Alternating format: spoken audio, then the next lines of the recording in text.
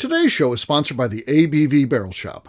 The ABV Barrel Shop is located in the St. Louis metro community of Arnold, Missouri.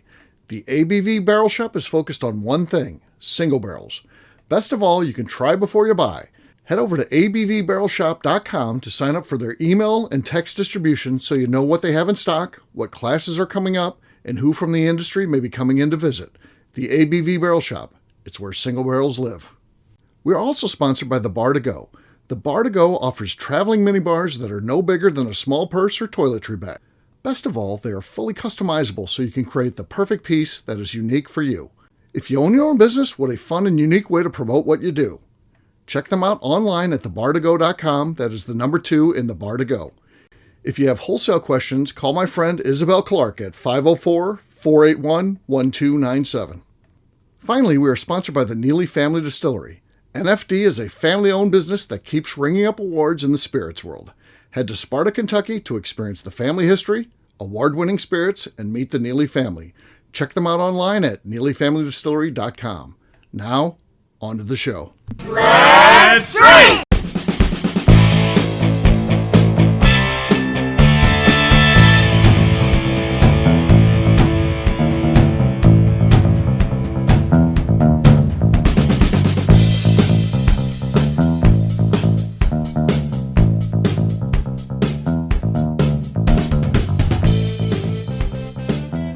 Welcome to the Bourbon Daily, the podcast about everything bourbon delivered to you every day of the week. Today on the show, we talk about the bourbon evolution of our own Matt Modica. My name is Justine Mays. Please join me in welcoming my co-host, Steve Akeley, along with our special guests, Katie Joyce, Tim Swyatt, and Matt Modica. Hey, gang, what's up? Hey, What's happening? Hey-oh, referred to even as our own. How about that, Matt? I feel honored, especially with Justine telling me that. Yeah, you're part of the group. You're part of the group. I feel like I need the Marlon Brando voice to be like, he's part of the family. My daughter's wedding. There was a daughter's wedding in there, wasn't there? Oh, yeah. Yes, there was. Yes, there was. That starts the movie. So, yeah. So, very cool stuff. And we'll talk to Matt about that. It's been quite the evolution for him. I feel like I've been on this journey with him the whole time. So, it's been fun to see. And, he's really not only part of, what we do at the shop, and now he's part of the ABV network and all that kind of stuff. So we'll talk about all that. We'll get to that after the break, though. For right now, Matt was saying there was a question or something he wanted to throw out to us. What do you got, Matt? Yeah, it'll probably be a wonderful small talk because I came up with it and it wasn't Linda. So, okay. Usually, which really means it's going to be bad. So, okay. I'm just warning you a little bit. So, we just got back from Florida. We did a little bit of a snowbird vacation and went down and did a cruise and came back and everything. And, just curious with your experience of rude people on airplanes or during travel in general. Yeah. Like, do you have an experience? Do you have an example? Do you have something where somebody just, you couldn't believe what happened kind of thing? Mm-hmm. Oh, 17 years of traveling on an airplane for my job, and about 30 weeks a year. I have plenty. But I will say that the tip of the iceberg was somebody picking their nose and wiping it on the underside of the armrest. Oh, fuck. Oh no. Oh, And this was going on this is a flight from LA to Chicago. Yes, and in a middle seat, and I'm watching this happen, and I'm like, "Are you kidding me?" I tried. You do what you can to not say anything because you don't want to create conflict, whatever. But that one is like,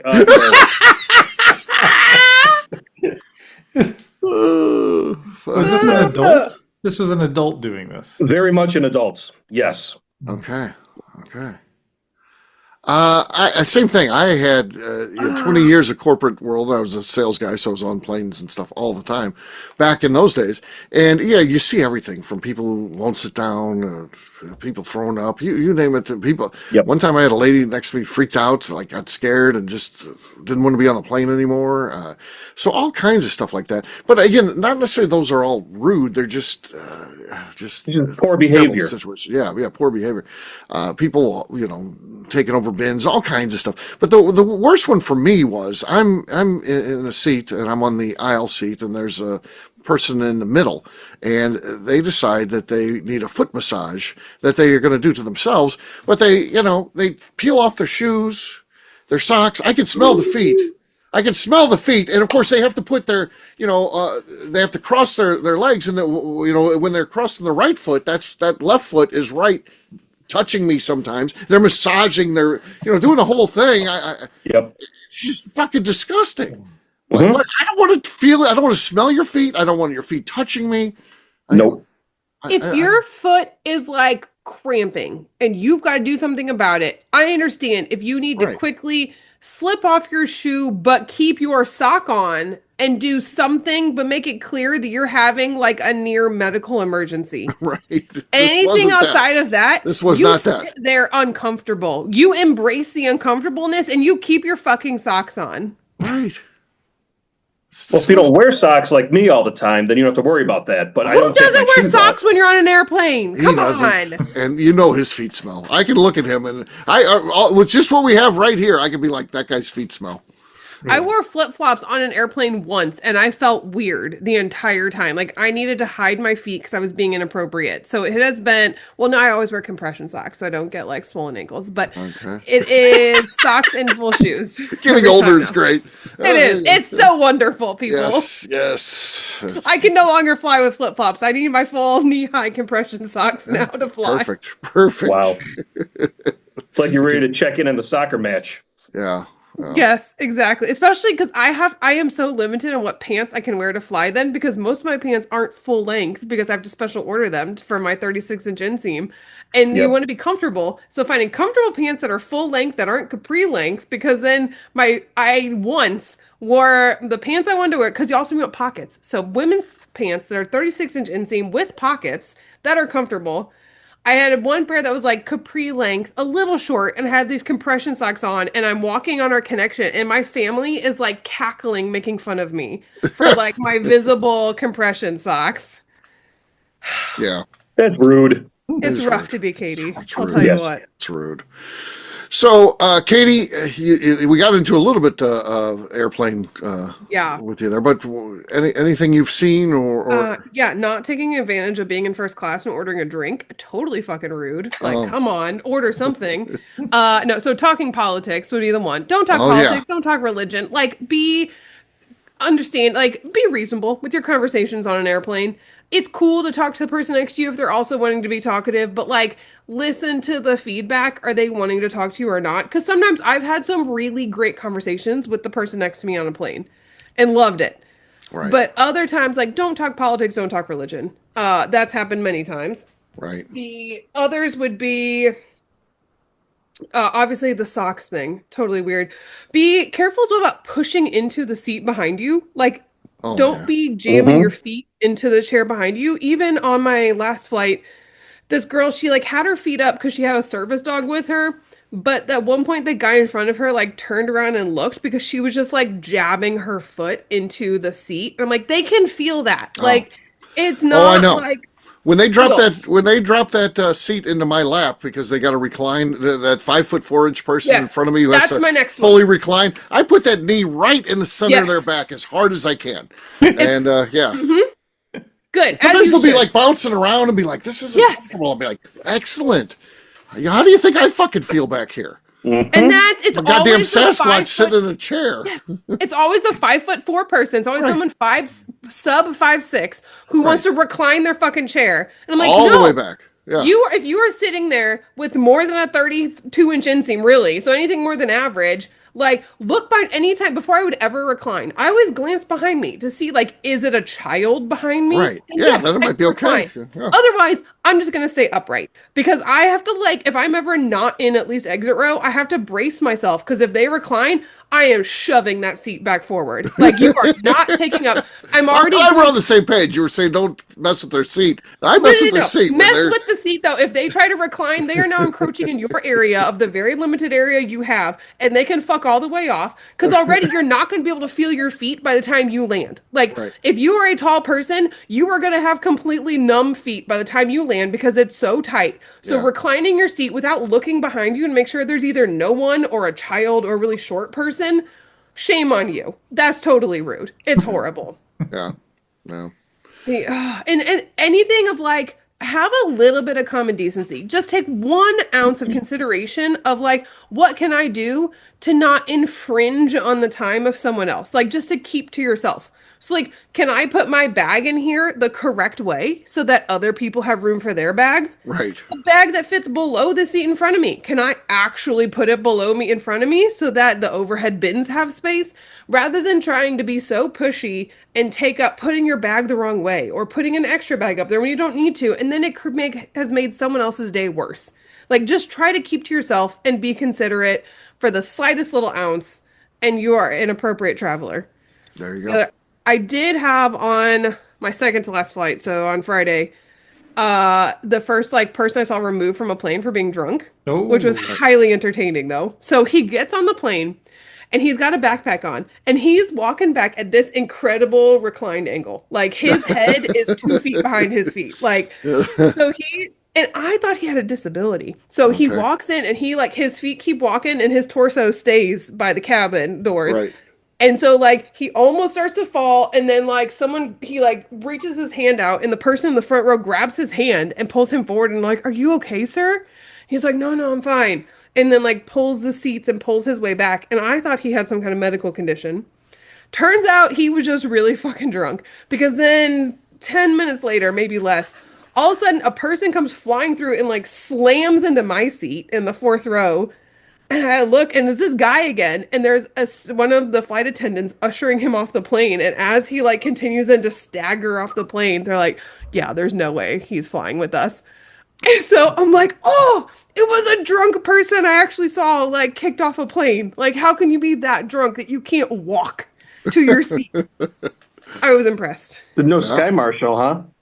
No, well, there was a guy. So I saw plane? there was a guy who came on in a plaid button-down shirt with like the yellow like high-vis jacket on, and I was like, "Oh no, please don't tell me we have like a random maintenance issue." It was a Sky Marshal they brought in to escort the guy. Yeah. Oh wow. That's I've had that happen. We were on a flight from Chicago to Tampa. We were flying out Sunday night, last flight out, and it was delayed like 5-6 hours. We're on the tarmac. It's before the passenger bill of rights on how long you could be on there. Because they're trying. I'm like, just please, we're at this late. Please just take off before the crew time's out because I got to be in Tampa Monday morning. I got to work. And these guys are like, they're around us. They're like, hey, we're gonna go rush the pilots off. We're gonna do it right now. And this is after 9/11. So this is like 2005, 2006. Okay. And we're going to rush the cockpit. We're going to get this thing going. This pilot's going to take off right now. And this guy sitting next to me, I look at him. I said, it was a 2-seat by 2-seat. I look at him. I was in the window. I said, this is one of those times. Are you going to stand up or are you not? Because if you're not, I'm climbing over you. Because if these guys go to the cockpit, none of us are getting out of here. The guy looks at me and he smiles. And I'm like, you're a Sky Marshal. And he's like, I am. So here we go. This is game on. Oh my God. Yes, it was great. It was so awesome. We had the best conversations after these guys got thrown off the flight. It was something else.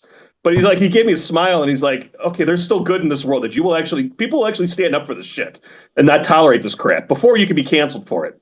Oh my gosh, I love that. It was something. The guy looked at me and smiled. And I'm like, dude, you're holding, aren't you? He's like, these guys are off this flight. They're like 2 rows behind us. We're hearing it. I'm looking back. I'm like, oh God, no. We've been on here for like 5 hours. It's like 11:30 at night local time. We're not getting to Tampa till like 3 a.m. already. I'm like, God, please do not screw this up. And no, that was awesome. That is amazing. That was awesome. Justine, how about you? Any bad behaviors besides your own on an air flight? This isn't a confessional. You don't need to tell us what you've done. Flatulence, those seats don't muffle everything. The only time I've ever really seen anything bad is like when I was on my way back from California and we got rerouted to Omaha. Sure. and So like normal route.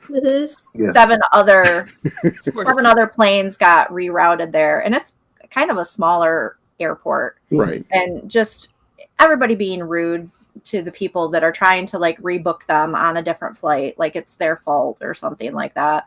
It's really the only time I've ever seen anything really like She's rude. lived a pretty good life. Yeah. Wow. I will tell you the funniest thing that has ever happened on a Okay. plane.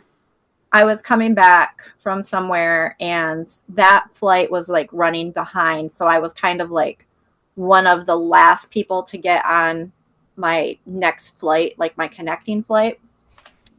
And it was Southwest, and there were like a couple guys ahead of me and like a couple guys and a few other people behind me.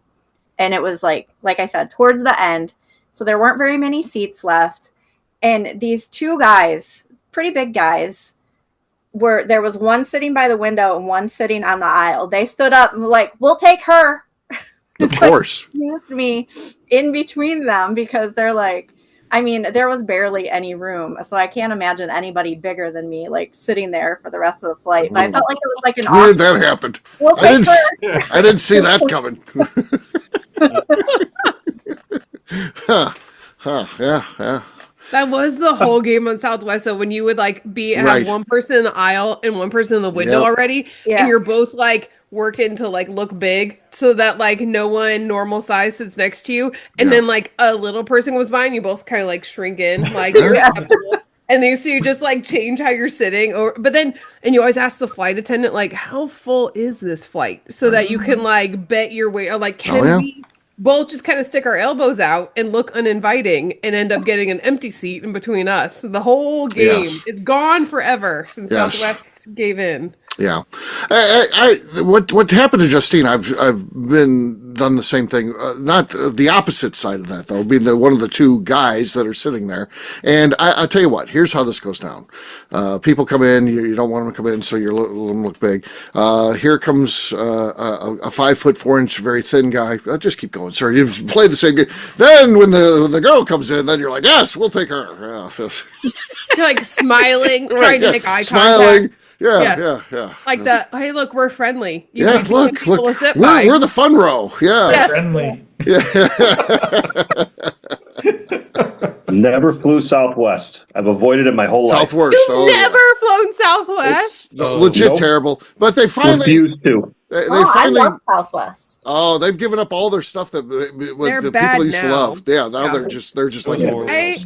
I played the Southwest game for many years. So I had the companion pass 3 or 4 years in a row. So anywhere I flew, John flew for free. And Southwest has lots of nonstop flights out of St. Louis. So Right. most places you have to have a layover, but you can do nonstop through Southwest.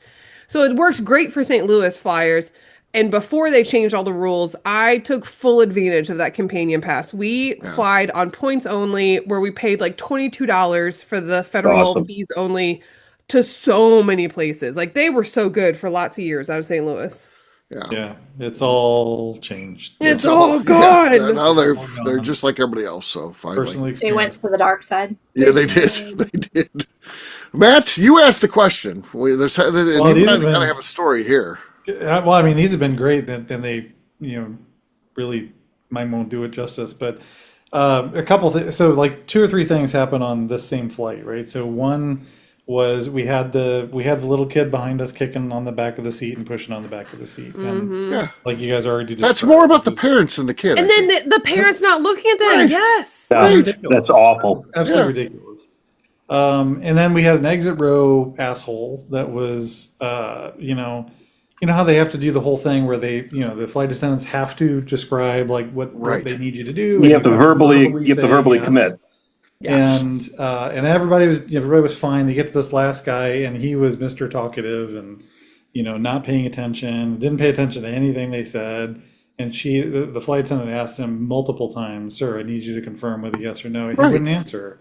Just kept Really? talking and stuff. And she Did they finally had to receive get belligerent with him and say, "If you don't answer me, you're going to get kicked off this plane."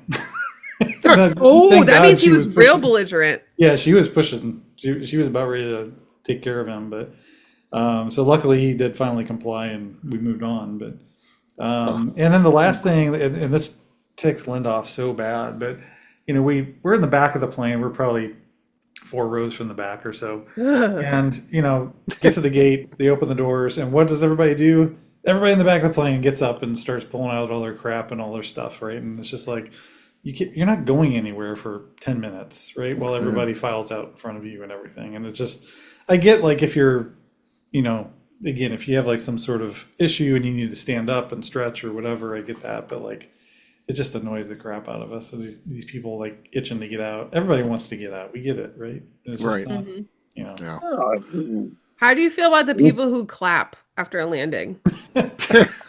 Oh, it's pretty annoying. Yeah. Unless it's actually worthy. Yeah. When it's been like one time sketchy weather. Yeah. But other than that, I'm like, it was standard flying. What are you all doing? Do not applaud for them. I was on a Spirit flight one time. Oh God. Oh God. And I'm so happy you survived. The flight attendant, when she was doing like her spiel at the beginning with everything, and says that it's a non-smoking flight, and if you're caught smoking in the bathroom, it's however many thousands of dollars fine or whatever. And then she's like, and let's face it, if you could afford that, you wouldn't be flying Spirit in the first place. No, that's actually funny. It's actually funny. But yeah. That's just why you like Southwest. Even at its worst for Southwest, they were a step up from Spirit. Spirit is notoriously, bad. Because they always had, like, I never got on a Southwest flight and felt like I was sitting in a lawn chair. But my friends convinced me to fly Allegiant once because it flew out of Belleville, Illinois instead of St. Louis. It's a small airport. It's convenient. They had it nonstop where we were going, etc. And I get on the plane and I'm like, I'm in a fucking lawn chair. I will never, ever fly this airline ever again. I am done. Take me back to my minimum of Southwest. Right. We are over this. Yeah. Bad stuff. It was so bad. Yeah. I was like, just strap me to the wing at this point. Like, I don't know what we're doing. Yeah. On that note, it's time to drink. What is Owen drinking? I'll go first. What I would call Stag Junior, just for there's no confusion out there. This is what I got. All right, let's see what we got. Oh, that was bad form there. It was somewhat audible, but mostly squeak and slosh. But that's our lead right now. We'll let Tim go next. He looks like he's ready to go. He's got a different microphone today, so let's see what he's doing. I've got a bottle of Rocknar bottled and bond from Far North Spirits. It's one of their signal varietal grains. Yep. Sway on the set. Nothing. I heard a little bit. It was audible. Yes, there was something there. I would say you got the lead right now. Mine might have been a little bit louder, but I also had several fouls there. So we're going to say Tim's got the lead. Justine's next. What do you got there, Justine? Katie's on tonight. I have the All Rise. All Rise. On it, from MB Roland. Okay, there's a new leader right there, obviously.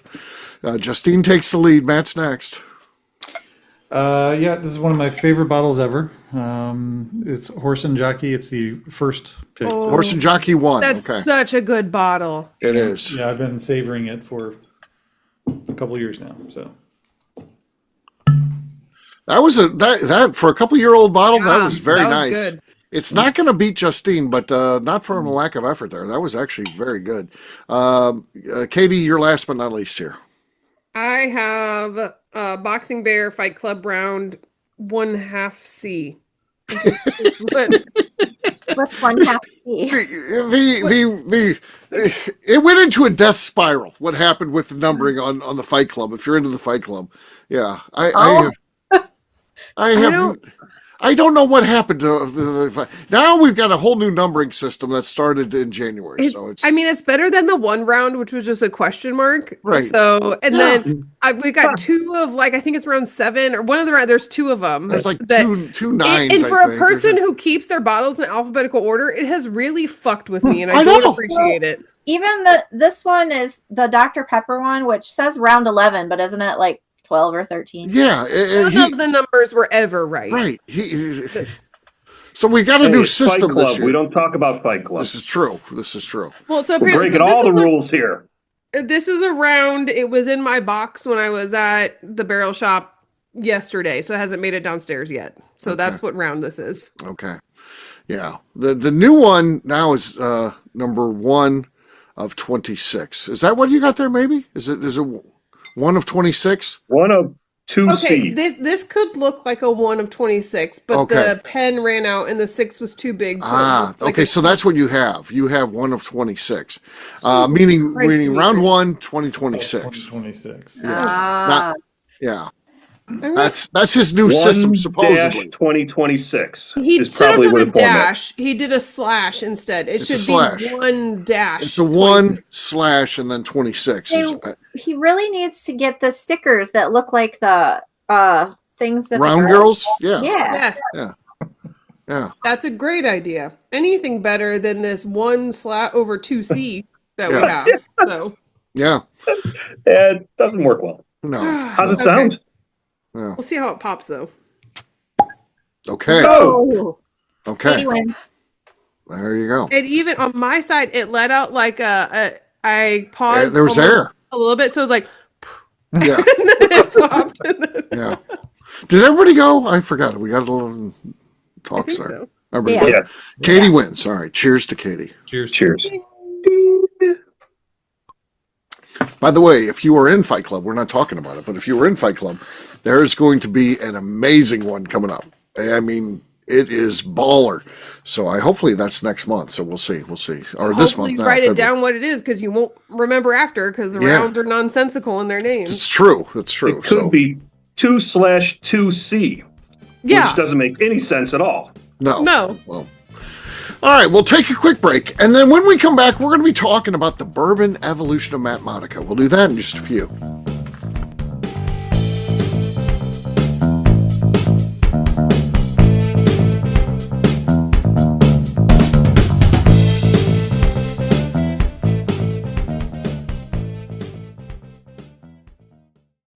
Okay, let's talk about the people that make these shows happen. First up is the Stave and Thief Society. Via their in-person class at Moonshine University in Louisville, Kentucky, the Stave and Thief Society is the place where you, a bourbon enthusiast, can expand your knowledge and emerge an executive bourbon steward.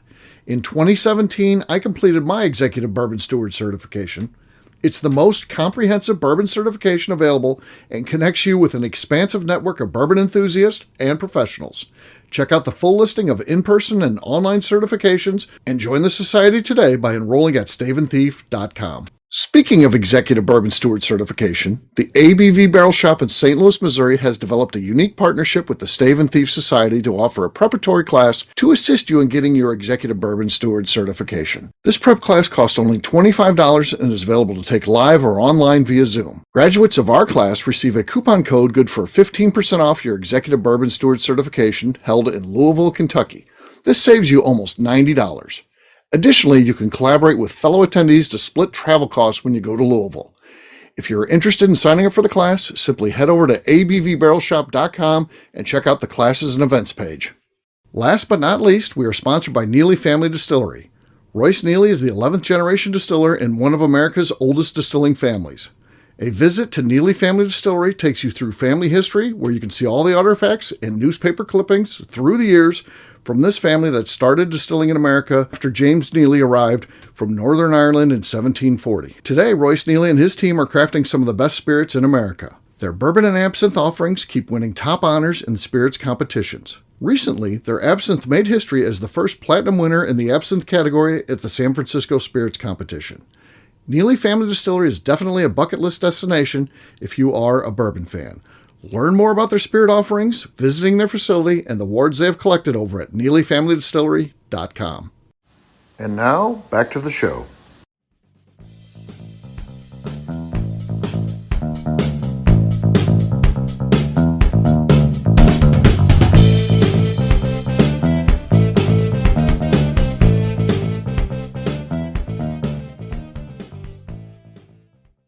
Hello, this is Jeff from Iowa, and you're listening to the Bourbon Daily.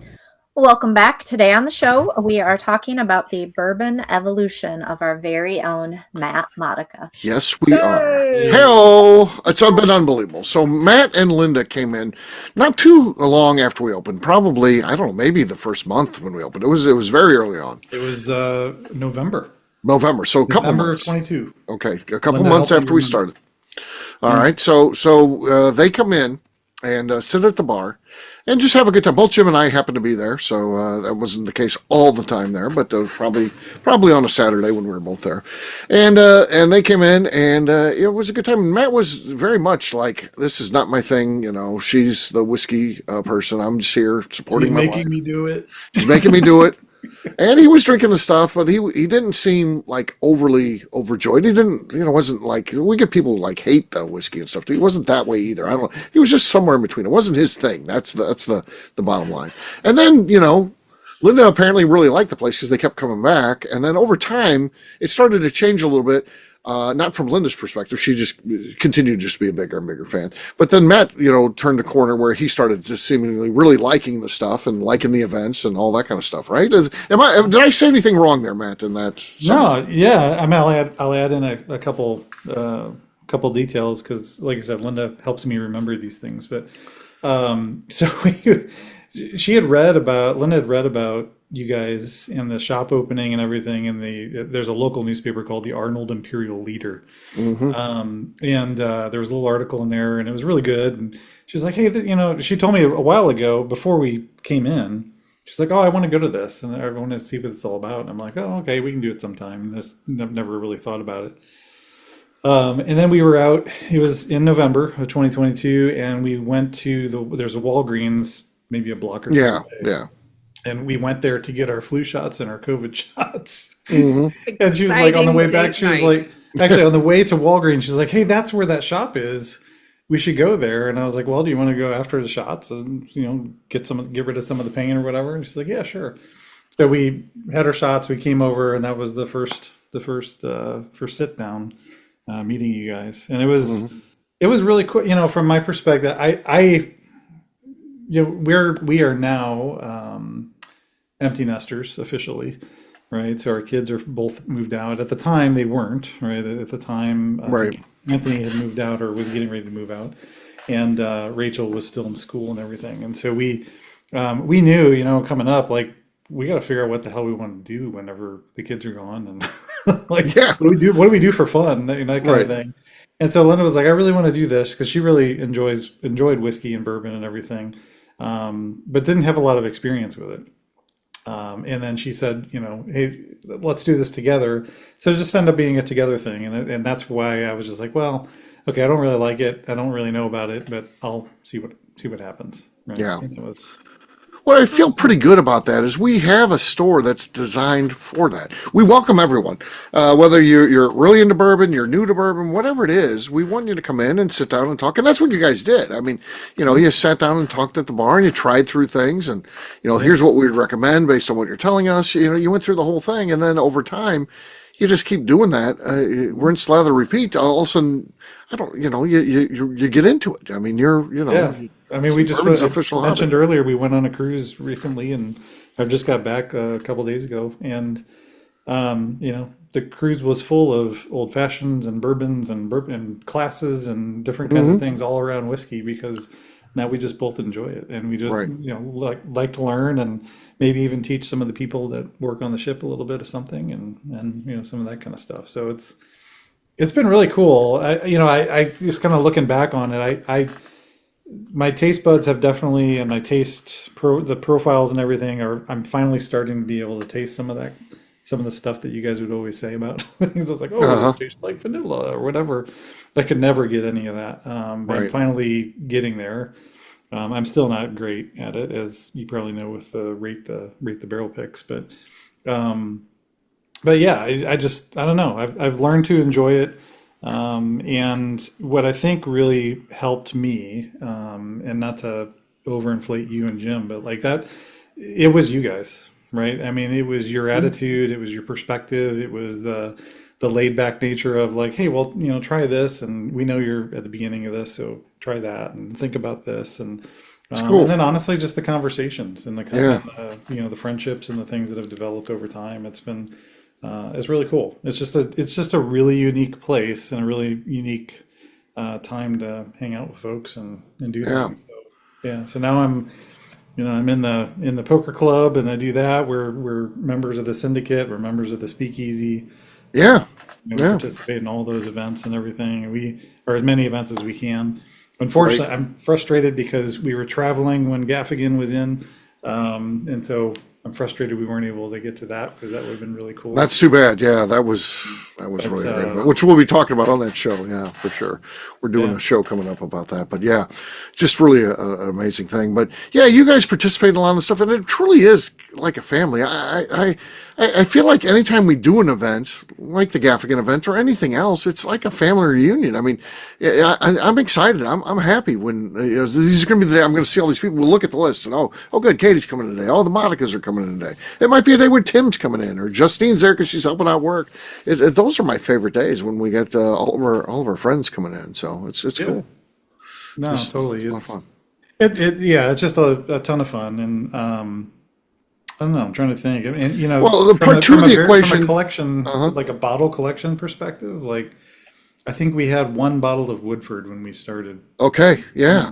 And now, and you never even envision yourself, right? You probably walk in and you're like, I can't remember what you did in November, but I'm sure you bought at least a bottle, and you're like, you never think it's going to get like out of control. It ultimately kind of gets out of control. Now have you're a bourbon fan. we have a bourbon room in the house because when Rachel moved out, we were like, bourbon room. That's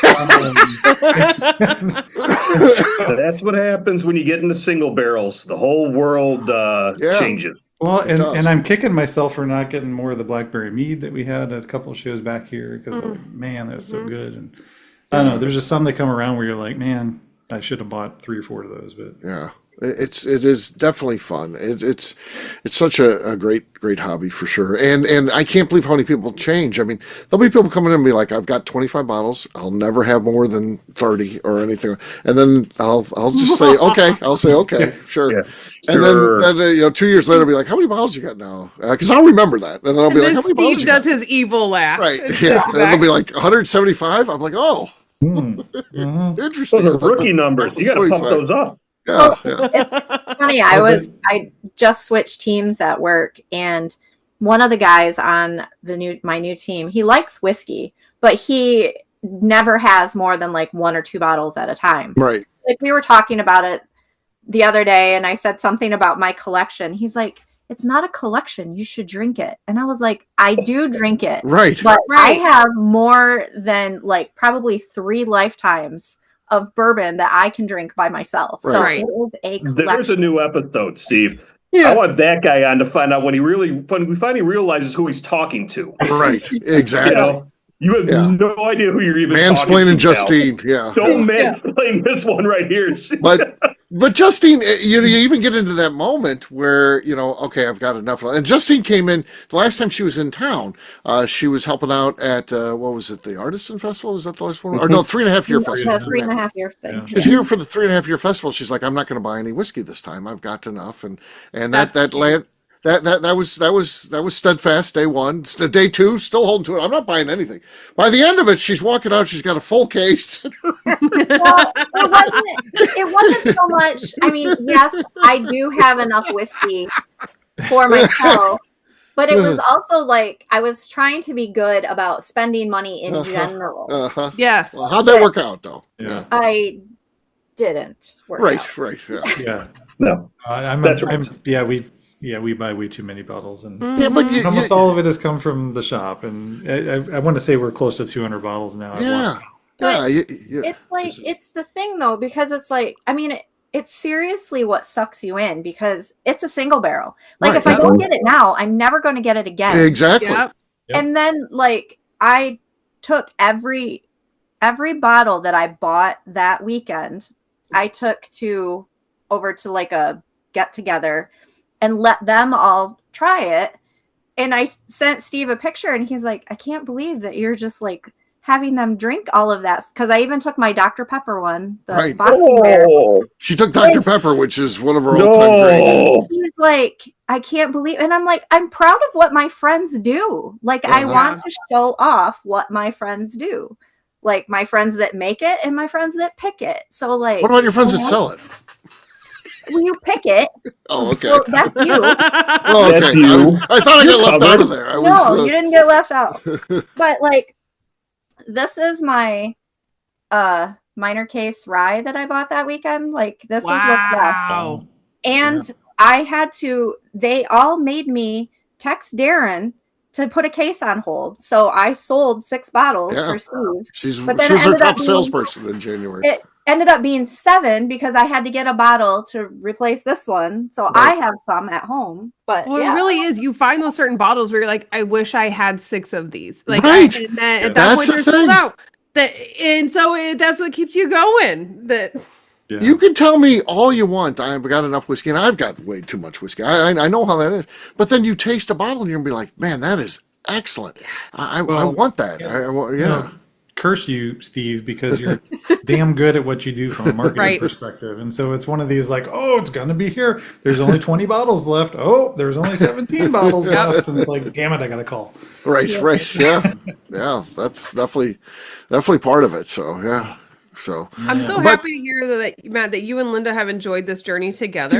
That's so fun to see of you two enjoying this together and seeing how your palates both go and what you prefer and learning together. And that's so awesome that you guys have been able to enjoy a lot of this journey together. I love that. Do you guys and Darren's always funny because he's like, I know if she doesn't like it, you're going to like it. That's what I was just getting ready to say. Like, are your palates like different? Do you both like ryes or bourbons or like? I would say they're different but similar. So it's like the 2 circles, and you're looking for the ones where those circles. The Venn diagram in the center there. Yeah. So then you're like, oh, we both like this one. That's I think we both really enjoy ryes. I'm positive. Rye is kind of our go-to in general, but that's a weird thing, right? When most people say I love bourbon starting out, and then it seems like when you get really super into it, you kind of end up gravitating more towards the ryes. I have no idea why. I mean, I certainly do. I love rye whiskey. It's awesome. But I know for sure, like I do not like wheated at all. Like usually. But I like some wheated, but I definitely like the ryes. I've learned to taste them, right? I mean, that's the thing is like, regardless of what I might think of it going in with my bias, you guys have taught me like, no, just try it. Try it. That's what we're about. Yeah. Yeah. Well, Matt, the other component of getting into this, the other offshoot is a different company. It's the ABV network, and becoming involved in podcasts and stuff. That's a different level of then becoming a bourbon fan. So you've been part of this. You're certainly one of the regulars, and you and Linda both. So tell us about what that's been like too. Never really thought I'd be doing it. So, and again, Linda is definitely the one who listened more at the beginning of this to all the different podcasts and everything. And I'm still mainly just a Bourbon Daily listener. I listen to some of the other shows, but not all of them. And, but yeah, I mean, it was just cool. And we'd always kind of talked about like, well, wouldn't it be funny if like we were asked to go on there? Because like, what would we say? And I was like, oh, hell, what would I say? I'm not that good of of an interview or whatever. But yeah, it was just really cool, and we appreciate being asked. And we thought actually late last year, I guess. Linda was asked a few times and said no because she had everything going on, and I was like. You got to be careful. I don't know if we're going to be asked to go back on again. That is. You're unavailable too many times. Right. I just figure you don't want me asking at some point. That's what happens. It's like, I don't want to twist somebody's arm into doing this. And then it'll turn into, I'm really in a bind. Can you? And then all of a sudden, then you're back on like every day. Yeah. Like me. Yeah. Thankfully, I haven't had to make it to that list because I feel like I'm always so apologetic when I'm like, I'm so sorry. I'm already booked that date, but please tell me the next date. Like, Katie does the thing where she tells you why. Jeff and Drizzy's good too. He's always worried he's not going to get the invite, so he's telling you exactly why. Linda would just give me the no. Yeah. Linda, are you available to podcast? Would you happen to be? No.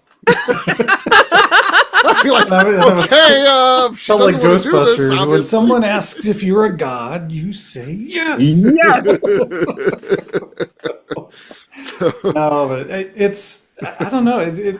For me, like the podcasting piece, I love the creative process, and my hobby with droid building and different kinds of stuff, that's an outlet for me to like just explore graphic design and painting and graphics and programming and different kinds of things, right? And like the podcasting thing was always interesting to me. And I never really, I talk a lot for my job, and so I kind of get tired of talking there and doing things around that. And it's a pretty serious job and stuff that we deal with all the time. And it's just like, it's one of those, this is just a great outlet.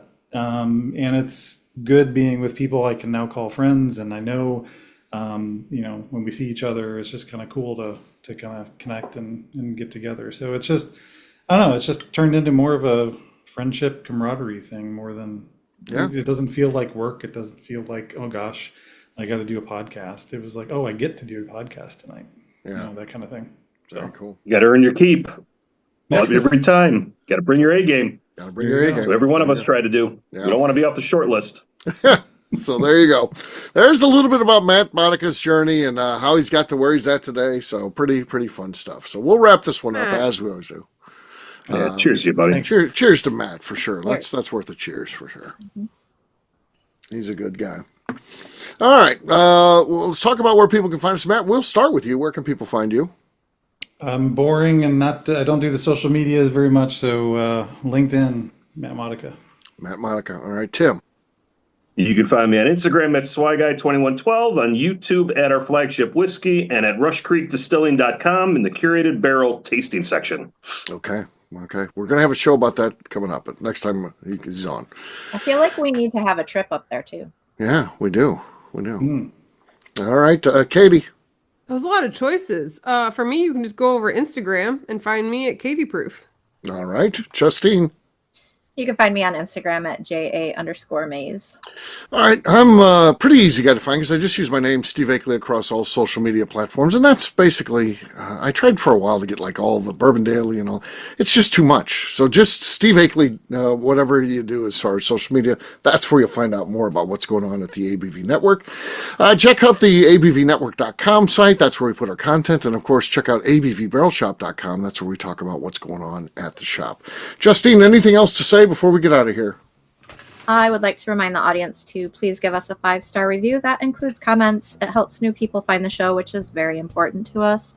Also, if you like what we're doing, please visit our Patreon page at patreon.com/the ABV Great job today, gang. For audience, we'll have a brand new show for you tomorrow. Looking forward to that. Until then, take care, everybody. See ya. See you, everyone. Bye-bye.